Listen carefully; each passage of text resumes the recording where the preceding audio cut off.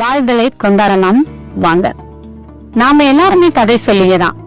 உங்களுக்கு தெரியுமா, உங்களுடைய ஒவ்வொரு அனுபவத்தையும் நீங்க உங்க நண்பர்கள்ட்டையோ உற்றார்கள்ட்டையோ உறவினர்கள்ட்டையோ நீங்க ஷேர் பண்ணணும்னு நினைக்கும் போது நீங்க உங்க கதைகளை எப்படி சொல்றீங்கிறத இன்னுமே கவனிச்சு பாருங்க.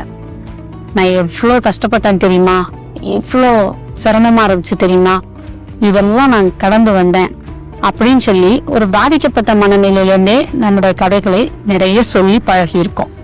ஆனா நீங்க அவ்வளவு பாதிக்கப்பட்ட சூழ்நிலையில இருந்து கடந்து வந்த போது நீங்க அது வெற்றி பெற்ற கதையா தான் இருக்கும்.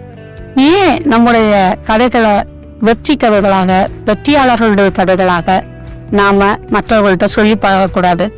எவ்வளவு சவால் இருந்ததும் நான் அதை சக்சஸ் பண்ணேன் தெரியுமா அப்படின்னு பேச ஆரம்பிச்சா எப்படி இருக்கும் யோசித்து பாருங்க. வாழ்க்கையை புதிய கண்ணோட்டத்துல பார்க்கலாம். நன்றிகள்.